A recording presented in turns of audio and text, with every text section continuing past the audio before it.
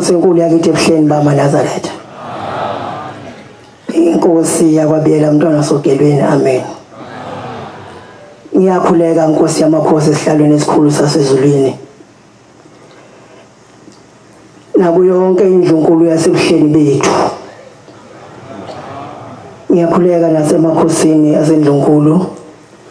Nakubantwana basendlunkulu, bafundisi benkosi, bavangeli, bakhokheli, bashumayeli, kubaphathi bamakhosazana nakuyo yonke ihamende engcwele yasezulwini. Amen. Sisesikhumbuzweni senkosi enkulu ilanga lamalanga. Nami ngizobeka kube kunye nje uNkulunkulu owafika kwenza ezweni lakithi. Uyayisho njalo umgamo lethu umuntu akeke akhulume ngoNkulunkulu ngoshembo ngakubo. Ngizokhuluma ngendaba maNazaretha umkhulu ozala ubaba engabatholi abantwana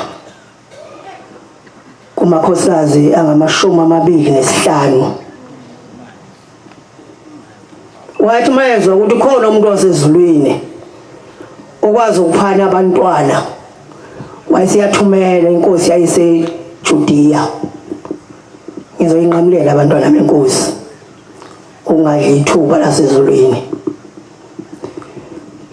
Yathi uma umkhulu ethumela enkosini enkulu, athi mayifika amadoda yabe siyalusha usuku inkosi ezofika ngale ezweni lakithi. Nempela yafika, babe sebeyaqoqwa kogogo. Ithi inkosi enkulu yasePhakameni abezanga bonke. Kulama 25 kweze isishagalolunye kuphela. Ngoba basebedelile abanye bethi awu lo muntu ozawumani ithi akaphethe ikhwama kunyanga sekwehluleke inyanga phuzo sisiza ngani.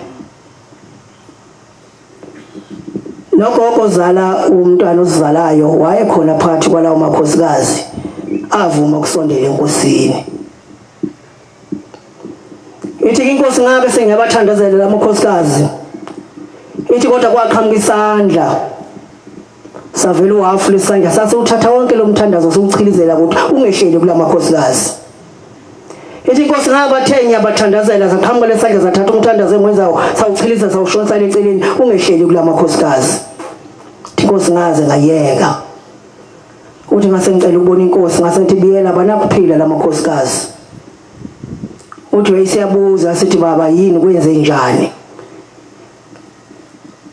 Wayesethi umuntu wasezulwini uma ngithi ngiyawathandazela lamakhosikazi ngibona kuqhamuka isandla kodwa somuntu oyindoda lesandla kodwa ngazi ukuthi esikabani. Sichiliza lo mthandazo engwenzayo ngakho banakuphila. Ithi inkosi ngalala ke emzini wenkosi ngalolo suku endlini kaRound enganginikezwe yona. Ithi kwathi ubusuku sengilele. Ithi ngase ngibona ngihamba ngaphandle komuzi ngihamba ngiholwa izwi lomuntu okhala kalisiza umuntu oyindoda uthi ngiyafuna esikhothini kuthi lo muntu ukhala kuphi. Ithi inkosi ngaze ngawubona umgodi. Uthi mangilunguza uthi ngabona umuntu ephansi odakeni luyabila lolu daka. Uthi ngase ngibuza undoda okhala umgodini onzima kangaka ungubani. Ithi inkosi wabe sengiphendula lo muntu wathi mina ngingudumezweni nginguyise walenkosi ekubizile. Lesi sandla bezivimba umthandazo wakho ngesame. Uthi ke ngahamba kabuhlungu emhlabeni ngimisiwe ezulwini obaba bayangixosha oshaka bayangixosha bathi ngumuntu omumbi. Baba wawenzeni na? Hamba ubuze kuye lo mfana okubizile uzokutshela ukuthi uyise onani sekhona emhlabeni. Ithi ke yimi mbambe inzalo kulamakhosikazi ngoba kanginakile ulebe lokuganwa nje luya phambili akalinakile usize enhlizikulo. Ithi inkosi enkulu yasePhakameni kwathi mase kuzokusa. Ithi ngase ngizwa umuntu ebongela egcekeni kanti isalukazi siwantu wenkosi okuyisona isaqala ubuNazaretha ezweni lakithi nasemndeneni wakithi. uthi lesalukazi sasibonga amakhosi asemhlabeni namakhosi asezulwini. Ithi inkosi ngabe sengilethe isibani sengivula eminyango ngase ngisibiza lesi salukazi. Uthi sase siyasondela sifika siguqa. Uthi umbuze ngawubuza kuso ngathi awungitshene udumezweni ngubani. Sase lesalukazi umne wethu lo uyise phela ozala lenkosi ekubizile. Uthi ngase ngibuza kulesi salukazi ngathi pho wonani sekhona emhlabeni. Sale salukazi umuntu kaNkulunkulu akuyona yami leyo ndaba ayingangame hamba ubuze kumntana wakhe.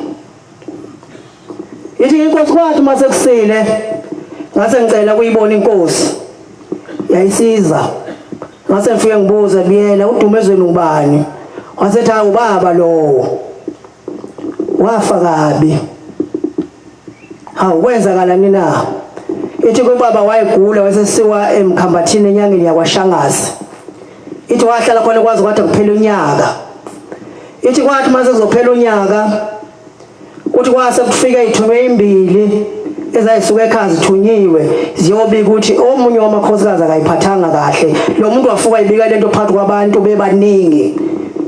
Ukhokho ke wayesebuka lamadoda asezomthwala ukuthi abe sinenkosi yakwabiyela kufika indaba ezibhlungu ezenzeke emzini wayo wayesiyazibulala.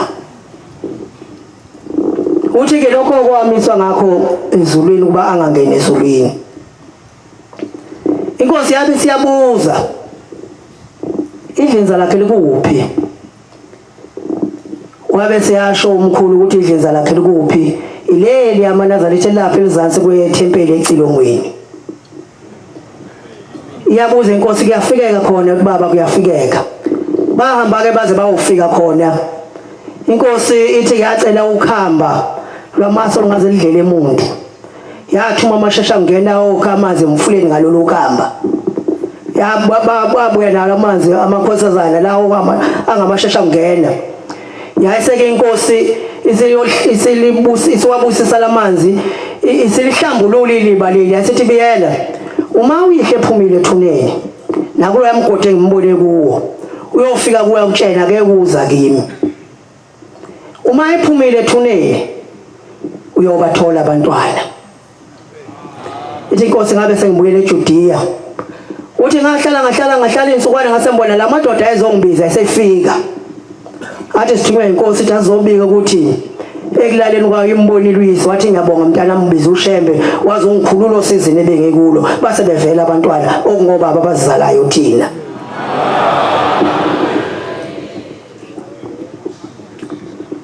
Nazareth amahle ngithe ngizoba mfishane kakhulu. Ngicela ke ukudlula kuloko bese ngihlala phansi. Siyamthanda ubaba maNazaretha. Siyayithanda inkosi yethu.